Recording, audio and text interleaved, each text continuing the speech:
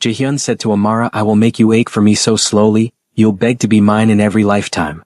Their first meeting happens beneath an old oak tree, a quiet place where an African painter seeks inspiration and a Korean mafia heir hides from the chaos of his world. Art meets danger. Music meets silence. Their friendship grows through shared moments, exchanged sketches, and melodies hummed in the cold evening air. Then distance, betrayal, and fate test the promise they made under the oak tree. If our souls recognize each other, not even lifetimes will keep us apart.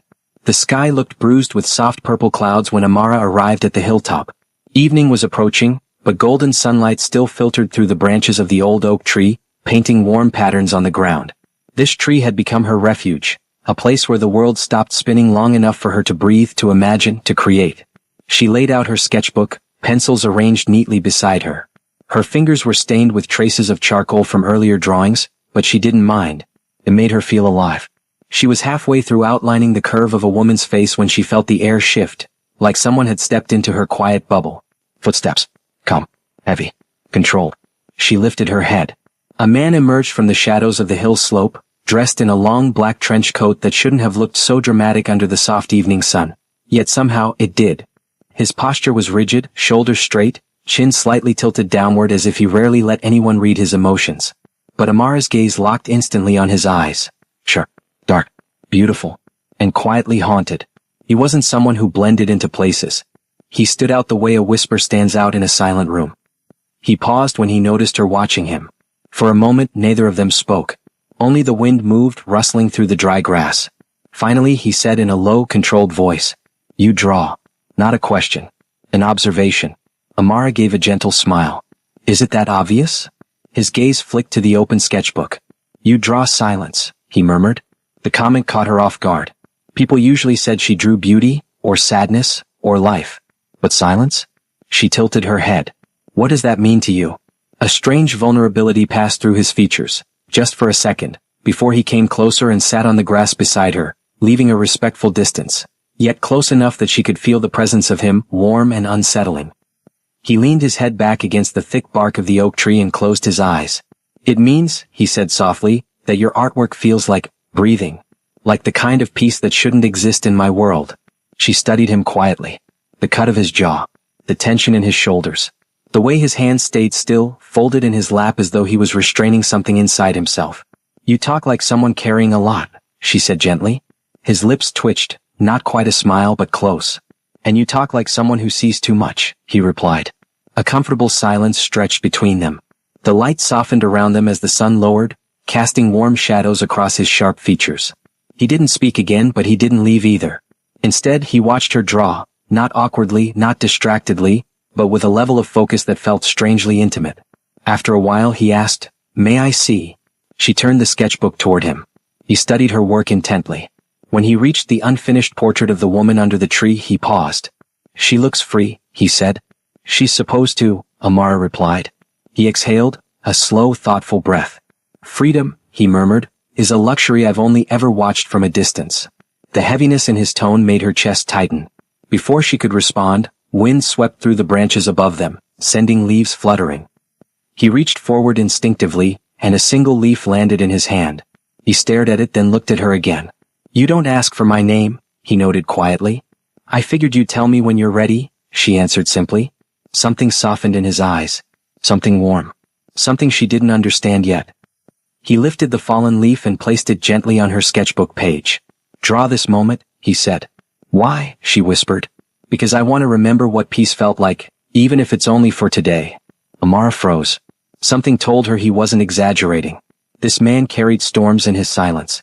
And yet, here he was, sitting with her, under a fading sky, as if this tiny pocket of time meant something.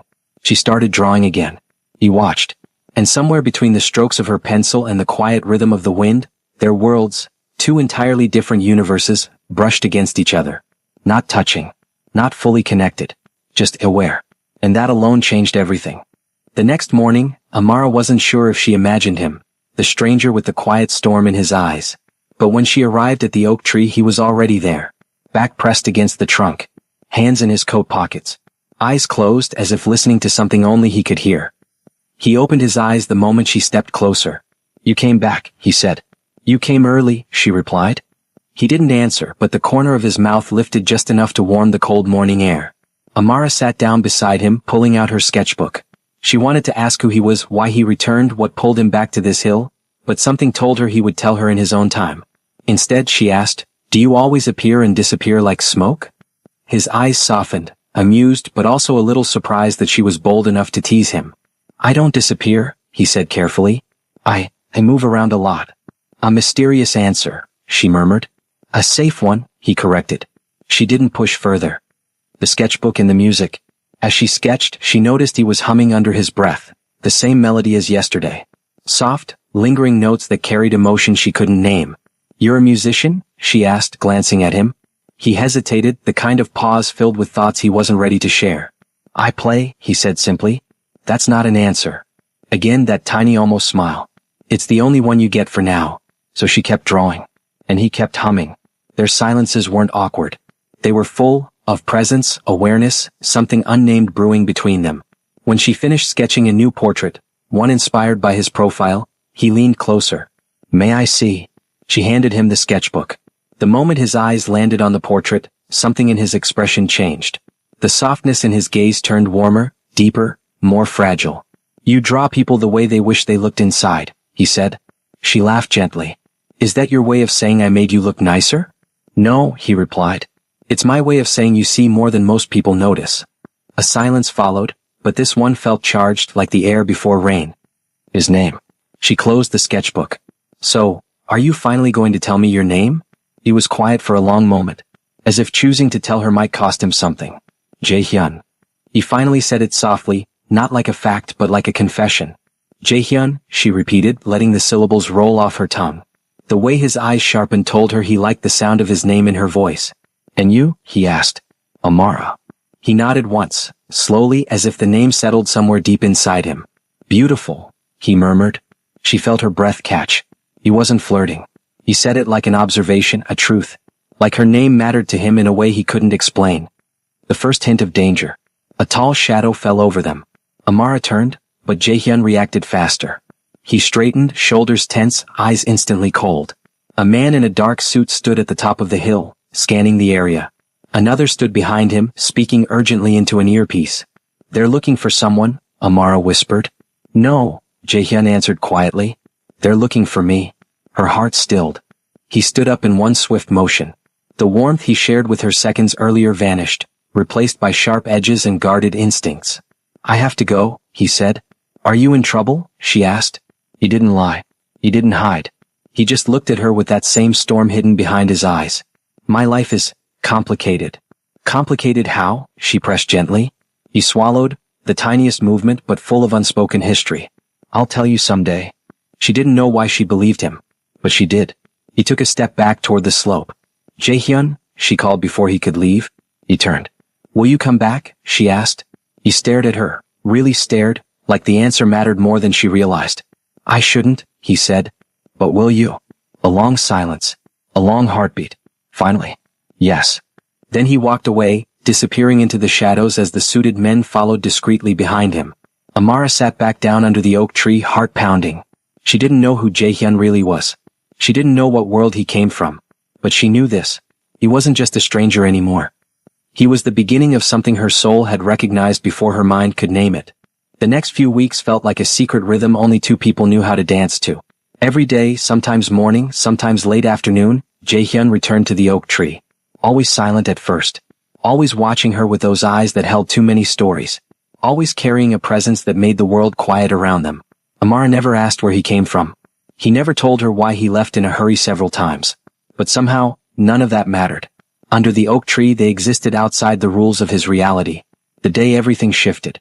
The sky that day was a shade of gold she'd never seen before, soft, warm, melting into the horizon like honey over warm bread. Amara sat cross-legged, sketchbook open, but her hands were still. Her mind kept drifting to him. Would he show up today? He'd missed 2 days. Those same suited men had passed by yesterday, scanning the area as if guarding something invisible. Maybe guarding him. Maybe hunting him. A chill touched her skin. Then the leaves rustled and she felt it, his presence before she even saw him. He approached quietly, but there was tension in the way he walked, like a man carrying battles she couldn't see. "You're late," she said softly. You noticed. I always notice. He stopped in front of her, looking tired in a way she'd never seen before. Not physically, Jae-hyun always held himself like someone raised in discipline, but emotionally. She stood up. Without thinking, she reached out and touched his arm. Tiny gesture. But he froze. As if he wasn't used to gentle touches. As if he wasn't used to being cared for. You okay? She whispered. His jaw tightened. I'm here. That's enough. And being here means? He looked away, then back at her. This time, the storm in his eyes wasn't trying to hide. It means I need this place, he murmured. And I need. He stopped himself. You need what? She pressed gently. He exhaled. Long, slow, painful. Peace, he whispered. And you, give me that. Her heart beat faster. But before she could say anything, he walked past her and sat at the base of the oak tree. This time, instead of sitting beside him, she sat closer. Their shoulders almost touched. The space between them felt fragile, charged. Stories they shared. He broke the silence unexpectedly. When I was a child, my father told me our family was built on iron. Weakness, he said, is a luxury of ordinary men. The words were hard, cold, spoken from a place of wounds still healing. Amara listened quietly, giving him room to share whatever he wanted. I grew up learning how to be invincible. His voice dropped. But I never learned how to be human. She turned to him. Maybe you're learning now. He met her gaze, and for the first time since she met him, he didn't look away. What about you? He asked. What did you grow up learning? She smiled softly. That art can save people. Did it save you? In many ways. He nodded, a faint, thoughtful gesture as if her words mattered more than she realized. The sun begins to set. As the sun dipped lower, painting their faces in soft orange light, Jae-hyun shifted closer. Close enough for their arms to brush. Amara felt warmth radiate from him, steady, grounding, unexpectedly tender. Then he spoke again. This time, his voice barely above a whisper. If I ever disappear, know I didn't leave because I wanted to. Her breath stilled. Why would you disappear? She asked quietly. He closed his eyes. My world doesn't care about the things I want. A beat. And right now, I want this. He opened his eyes, and for the first time she saw something raw, something vulnerable, something achingly real. I want you. She didn't speak. Her throat felt tight. Her pulse a drum. They didn't touch. They didn't kiss. But the air held every unspoken feeling between them. The promise. He reached for her hand, slow, hesitant, as if asking permission. When she didn't pull away, he gently placed her palm over his heart. Do you hear that? He asked softly. His heartbeat. Strong. Steady. Too fast. Your world must be dangerous if this is what you're afraid to lose, she whispered. It is, he admitted, eyes shining with a truth he couldn't hide. Heavily dangerous.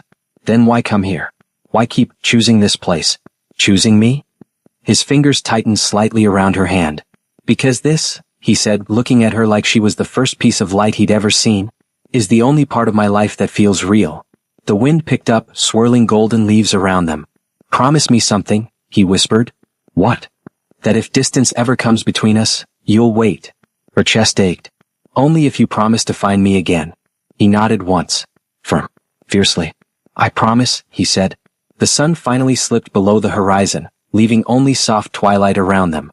They sat there, hand in hand, letting the moment settle inside their souls like a seed meant to grow across lifetimes. Little did they know that this promise would soon be tested in ways neither of them were ready for. The next morning, Amara returned to the oak tree with a smile she couldn't hide. Yesterday had changed everything. The way Jae-hyun held her hand. The way his heartbeat raced beneath her palm. The promise he whispered into the sunset. It felt like the beginning of something beautiful, fragile but real. She sat beneath the oak tree and opened her sketchbook, ready to draw him again. Ready to tease him about being poetic. Ready to ask why he always hummed the same song. But the hill was quiet. Too quiet. No footsteps. No controlled breathing. No deep, steady presence. Just wind and silence. At first, she waited with excitement. Then with patience. Then with nerves chewing at her ribs. Minutes turned into hours. The sun climbed, then slowly began to fall. But Jae-hyun never appeared. The first day without him. By evening, the cold settled over the hill. Amara wrapped her arms around herself, staring at the empty path he always walked from. Maybe something came up. Maybe he was running late. Maybe the danger he hinted at had finally reached him. Don't think that, she whispered to herself. But her heart didn't listen.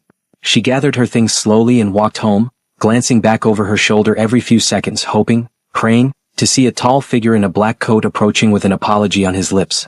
But the hill stayed empty. The second day. She returned early the next morning. Still no sign of him. The oak tree suddenly looked older, lonelier, as if it too felt the absence of the man who had sat beneath its branches every day. Amara opened her sketchbook, but the pencil wouldn't move.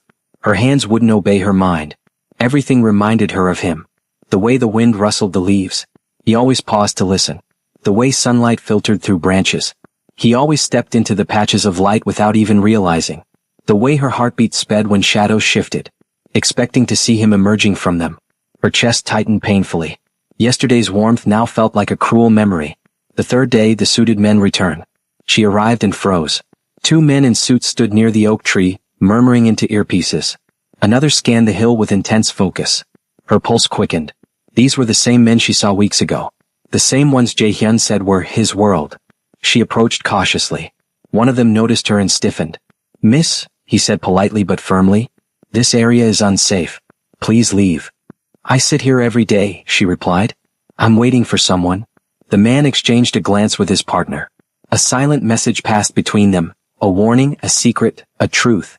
Then he said quietly, "Miss, he won't be coming today." Her stomach dropped. "Do you know him?" she asked, voice trembling. "We're not authorized to discuss anything," he answered. "But he's okay, right?" She tried to sound calm, but fear bled through her words. "He's alive." The man lowered his gaze. "I'm sorry, miss. Please go home." "Sorry. Sorry for what? Sorry he was gone? Sorry he was taken? Sorry she got pulled into something she didn't understand?" Amara stepped back, hands shaking. The men looked at her with a strange mix of pity and restraint. She felt cold all over. Jae-hyun once said, "If I ever disappear, remember I didn't leave willingly." Her breath caught. Was this what he meant? The silence that follows. Days passed. No Jae-hyun. No messages. No clues. Only silence. Heavy, suffocating, relentless. Amara tried to paint, but every canvas became a silhouette of him. She tried to sleep, but every dream replayed his voice. She tried to forget, but her heart refused to let go. She kept returning to the oak tree, every morning, every evening, even when rain soaked the ground, even when wind howled across the empty hill. She waited under the tree in the lonely quiet. She waited in the hope he would keep his promise. She waited because his absence felt too loud, too sharp, too painful to ignore. Rumors. One evening, while sitting in a cafe downtown, she overheard two Korean businessmen speaking softly in the booth behind her. "Did you hear about the Kang family situation?" "Yes." The eldest son was forced back after the attack in Busan. Apparently he vanished days before. They dragged him home. They say he's dangerous. And too important to disappear again. Amara's blood ran cold. Kang. The name hit her like a stone. Jae-hyun Kang? Her heart began to pound. A MAFIA family. Attacks. Forcing someone back. Someone who had vanished. Pieces clicked together painfully. This was why he disappeared. This was why the suited men followed him. This was why he said his world wasn't safe. And this was why he warned her about distance. He didn't break the promise. It was ripped away from him. The painting of him. That night, for the first time since he vanished, Amara picked up her paints. She let the brush move however her heart demanded. Hours passed. When she stepped back, she covered her mouth with trembling fingers. On the canvas was Jae-hyun, standing beneath the oak tree, half in light, half in shadow. Just like the man she remembered. Just like the man she feared she would never see again. Tears blurred her vision. "Come back," she whispered. "Please come back." The wound of distance. Distance wasn't just miles. Distance was uncertainty. Distance was fear. Distance was longing without answers. And for the first time, Amara understood the depth of his warning. Her world was safe, predictable, gentle. His was blood and power and shadows. But she wasn't ready to let the distance win. And somewhere, miles away, under a different sky, Jae-hyun was fighting battles she couldn't imagine. But the promise they made under the dying sunset? It lived in both of them, even if they were worlds apart. Winter crept into the city long before the calendar admitted it. Amara felt it in her bones, in the quiet ache beneath her ribs, in the way her fingers hovered over her brushes but refused to move. It had been months since Jae-hyun disappeared.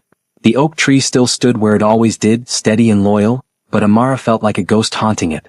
She visited every day, sometimes just sitting in silence with her sketchbook open, waiting for a familiar shadow to appear. Her heart had carved a space only one man could fill. But the wind only brought memories. Until the night everything changed. The package. Amara returned home from a small art event, exhausted, lonely, trying not to admit how hollow success felt without him to share it with. A brown parcel sat at her door. No name, no address, no markings, just quietly waiting. Her chest tightened. She picked it up, hands trembling more than she wanted to admit. She locked the door behind her, leaned against it, and stared at the package resting on her lap. "Please," she whispered. "Please be him." She tore the tape open slowly, almost afraid the moment would disappear if she rushed. Inside was a small velvet pouch, a handwritten note, and a USB drive wrapped in black silk. Her breath caught. She unfolded the letter first. The handwriting was unmistakable. Clean strokes, firm pressure, sharp, elegant lines. Her eyes blurred before she even finished the first line. "Amara, I kept my promise. Even oceans cannot erase you. JH." Her hand flew to her mouth as tears slipped through her fingers. It was him. He was alive. He hadn't forgotten. He hadn't walked away. He was somewhere far, somewhere hidden, but still reaching for her. The music. She placed the USB drive into her laptop with shaking hands. For a moment nothing happened, then a single audio file appeared. Untitled. Simple. Mysterious. She clicked it. A soft piano note rang out. Lonely. Tender. Haunting. Then more followed, building like a heartbeat learning to breathe again. She froze. It was their melody. The one he hummed under the oak tree. The one she heard in the wind whenever she missed him. The one she remembered pulsing beneath his calm voice. Except this version was fuller. Deeper. Painted with the colors of longing, distance, and unspoken promises. She closed her eyes. The music carried her back to the first day he sat beside her. To the sunset where he confessed he wanted her. To the moment he warned her about disappearing. His world had torn him away from her, but his heart had found a way back. When the piano dipped into a soft, aching chord, she broke. Tears fell freely, dropping onto her palms, her desk, the keyboard. "Jaehyun," she whispered through the sobs she tried and failed to hold back. He wasn't here. Couldn't be. Maybe wouldn't be for a long time. But this song was him touching her heart across continents, reminding her she wasn't forgotten. She listened to it 5 times. 10. 15. She didn't sleep. She couldn't. His music carried too much emotion, like he poured every unsaid word into the notes. What the letter said. She unfolded the letter again, rereading every line slowly. "You told me art can save people. Perhaps you didn't know it saved me. Saved the parts of me my world tried to kill. When I cannot speak, I write. When I cannot breathe, I play. And when I cannot return, I send this, so you will know I fought to keep our promise." Amara held the paper to her chest. Her entire body trembled, not from sadness, but from the overwhelming weight of the connection that refused to die. He didn't tell her where he was. He didn't tell her why his world dragged him back. He didn't tell her how much danger he was in. But he sent this. And in his silence she heard more truth than most people hear in loud confessions. The decision that changed everything. For days she lived inside the song. It played while she cooked, while she worked, while she walked the city streets. Every note pressed into her heart like a promise rekindled. And slowly, she realized something. Waiting here wasn't enough. Because love like this, the kind born under an oak tree, nurtured by art and music, sealed by a sunset promise, wasn't meant to be passive. It demanded courage. It demanded action. It demanded her. One night, she stood in front of her painting of him, the one she created when grief drowned her, and touched the brushstrokes of his face. "I'm coming to find you," she whispered. The decision hit her like lightning. She wasn't going to let distance win. Not when he reached across oceans to remind her he still cared. Not when every heartbeat of his song called her name. She booked a flight to Seoul. No fear. No hesitation. Just the quiet certainty of someone who knew her soul had already chosen.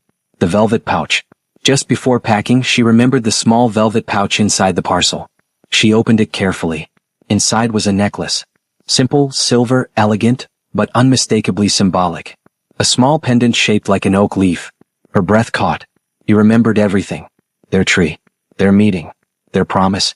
She held it against her chest, and for the first time since he left, she smiled without pain. The journey begins. With her bag packed, her ticket confirmed, and her heart tied to the man who sent her music instead of words, Amara whispered the final vow into her empty apartment. "Jaehyun, I'm not letting distance break us. If you can send me your soul through a song, I can cross the ocean to bring you mine." She picked up the package, the letter, the USB, the necklace, and stepped out into a new chapter of their story. A chapter that would take her straight into the heart of his dangerous world. A world she wasn't prepared for, but a love she would risk everything to protect. Amara had flown across an ocean before, but never with her heart pounding as if it were racing ahead of her, eager to reach him before she did. Seoul's winter air hit her the moment she stepped out of the airport. Sharp, cold, unforgiving. But she welcomed it. It reminded her of him, the man who carried storms beneath his calm exterior. A man she was finally close to again. Or so she believed. The city that knows his name. Her first step was simple. Find him. Except it wasn't.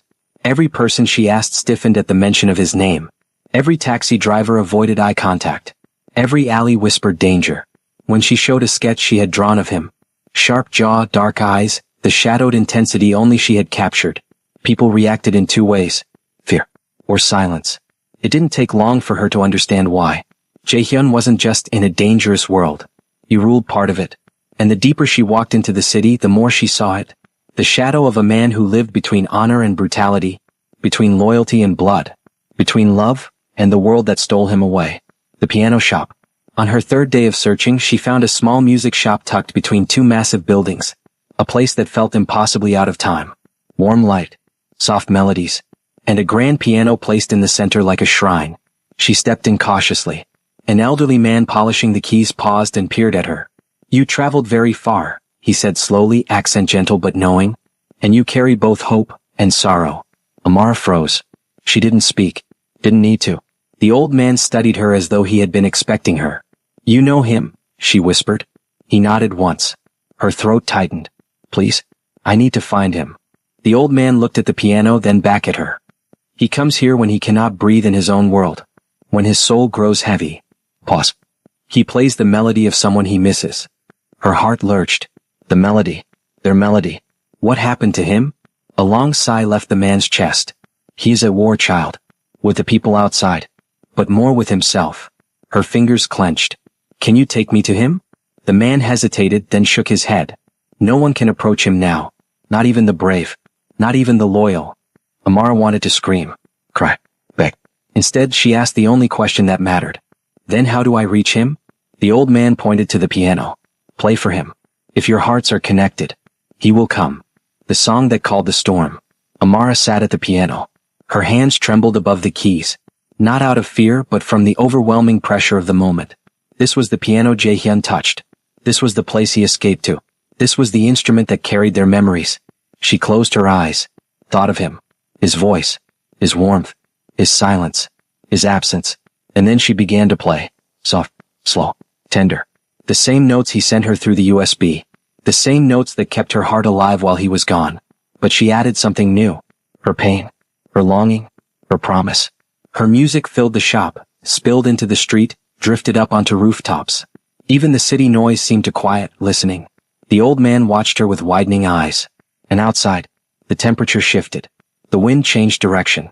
And a black car rolled to a silent stop in front of the shop. Someone had heard her. Someone who moved like thunder when he was angry. Someone who recognized the melody before the second note even hit. The MAFIA boss appears. The door swung open. Cold air rushed in. And then, he walked in. Jaehyun. But not the Jaehyun she remembered. This version was darker. Sharper. Wearing a black coat dripping with Seoul's icy drizzle. 4 armed men followed behind him like shadows. His eyes scanned the room. Confusion. Recognition. Pain. Relief. And then, raw feral anger. Not at her, but at the world for letting her be here. She stood from the piano slowly, breath trembling, eyes locked on his. Jaehyun, she whispered. He didn't speak. He just walked toward her. His steps were silent, predatory, almost trembling with emotion he was trying, and failing, to control. When he reached her, he gripped her shoulders, eyes blazing with disbelief. What are you doing here? His voice cracked, sharp and low. Do you have any idea what danger you've stepped into? Her eyes softened.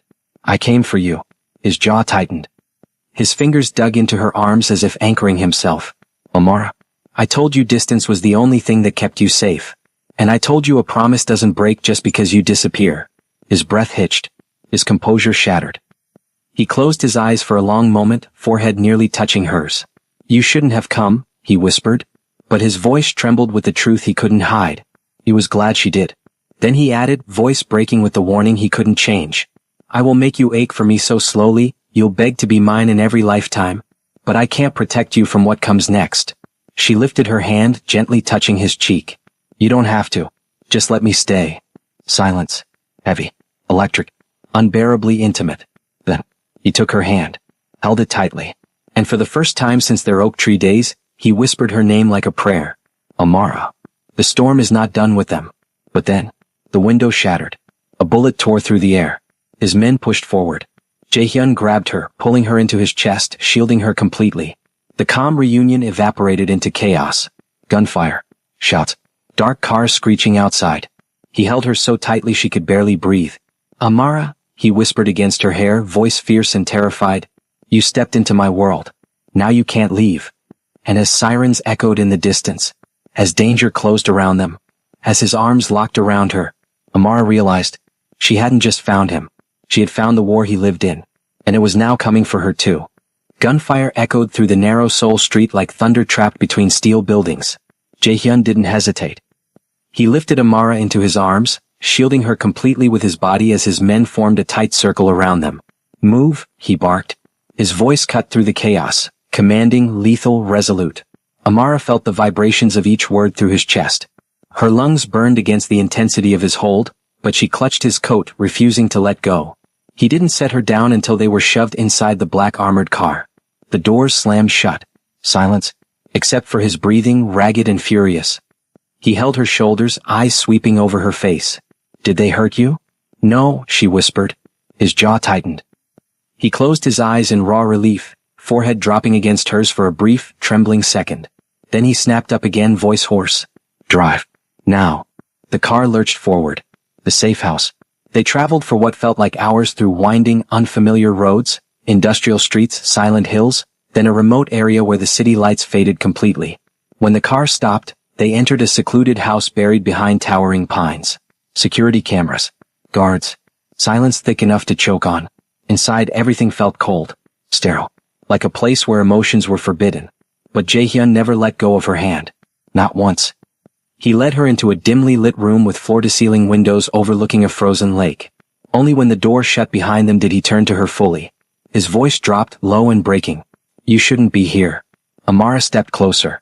Then why did you come when I played our song? His breath caught. She had him. Completely. Utterly. The mask he wore crumbled. Because, he whispered, your heart reached mine. Even through this hell. The truth he never said. He stepped back, raking a hand through his dark hair. I didn't leave because I wanted to, he said. Amara's heart pounded. He continued, gaze fixed on the window as if ashamed of his own truth. My family's world pulled me in. My father's death put everything on my shoulders. Rivals came for my territory, my people, my life. He turned to her, eyes burning. If they knew about you, they would use you to destroy me. Amara swallowed hard. So you left to protect me. He nodded once. It was the only way I knew. A sharp breath. But the silence, it killed me. She stepped closer. Then why didn't you tell me any of this? Because I knew you'd follow me, he said softly, painfully. And I was right. His fear versus her heart. Amara reached for the oak leaf pendant around her neck. You gave me this for a reason. He stared at it, at her, like the weight of his emotions was physically crushing him. That pendant, his voice cracked. I had it made from the metal of my father's old ring. It is the only symbol of safety I can give you. When you wear it, every man loyal to me must protect you with their life. Her fingers tightened around the pendant. You wanted me safe even from afar. Yes, he whispered. Even when I couldn't be. She stepped closer until their chests brushed. And what about you, Jaehyun? Who protects you? He inhaled sharply like the question cut him open. You do, he said, barely audible. Your art. Your voice. Your presence in my memory. You're the only place my soul rests. The breaking point. He turned away abruptly, gripping the back of a chair as if grounding himself. You don't understand, he said. I am not the man you sat under that tree with. I kill to protect my people. I bleed so they don't. I have enemies who would burn this world to ashes just to make me suffer. He faced her. And you? You are everything soft in my life. Everything untouched. Everything pure. Amara's eyes glossed. But her voice was steady. And you think I came across an ocean to be protected instead of chosen? He froze. Every muscle in his body locked. Amara? She stepped closer. You taught me to be brave. To be strong. To fight for what matters. Her hand touched his chin, lifting his gaze to hers. Now fight for me. The confession he tried not to make. His breath trembled against her fingers. And then, all at once, He pulled her into him. His arms wrapped around her waist. His forehead pressed to her shoulder. His voice broke against her skin. I wanted you in every lifetime. But I was afraid you'd break in mine. She held his face between her palms. I'm not afraid of your world. I'm afraid of a life where you're not in mine. His eyes flickered shut, as if her words were salvation he didn't think he deserved. And when he finally looked at her again, she saw it. The surrender. The devotion. The lifetime promise shining in his gaze. He touched her cheek, slow and reverent. I will make you ache for me so slowly, he whispered, voice deep and trembling. You'll beg to be mine in every lifetime. Her breath caught. And if I already am, she whispered. Something shattered inside him. Restraint. Distance. Fear. All gone. The kiss that changed everything. Jaehyun kissed her. Not gently. Not hesitantly. But like a man starved. Like a man who'd waited too long. Like someone who finally had the right to breathe. Amara melted into him, fingers tangled in his hair.